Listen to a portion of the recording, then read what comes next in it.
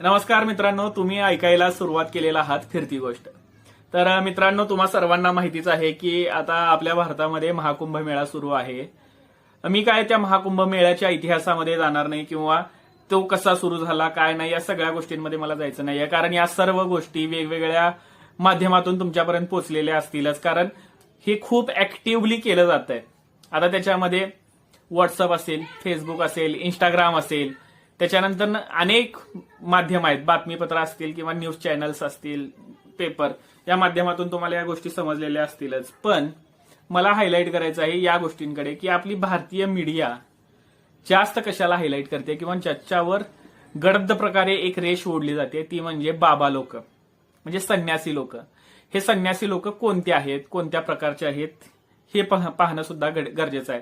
कारण माझ्या मते मीडियाने कव्हर काय केलं पाहिजे किंवा कोणती स्टोरी दाखवली पाहिजे ते मी तुम्हाला थोडक्यात सांगतो. की बाबा माझ्या मते मीडियाने सांगितलं पाहिजे की 40 करोड लोक आपल्या या महाकुंभ मेळ्याला येणार आहेत, किंवा माझ्या मते हे गॅदरिंग आहे कल्चरचं, म्हणजे वेगवेगळ्या संस्कृती समजून घेण्यासाठी देवाणघेवाण करण्याची एक पद्धत आहे किंवा लोकांचं एक गॅदरिंग एकाच ठिकाणी होत आहे.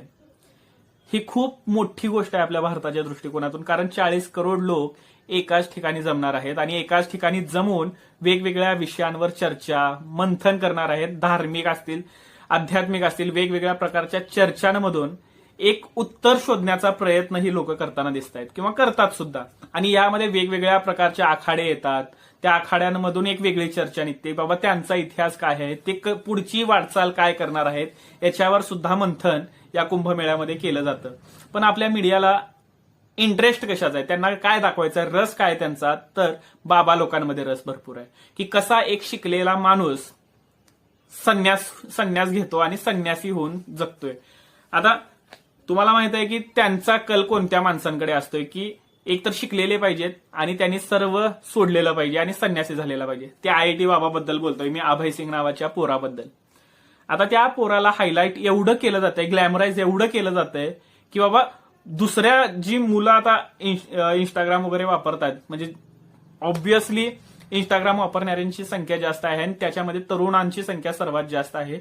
आणि ज्या तरुणांना डिप्रेशन येते किंवा डिप्रेशनमध्ये चाललेले तरुण त्याच मार्गाला जातील की बाबा संन्यासी होऊयात, सगळे मार्ग सुटतील, या पद्धतीचा विचार पोहोचवला जातोय मीडियाच्या माध्यमातून.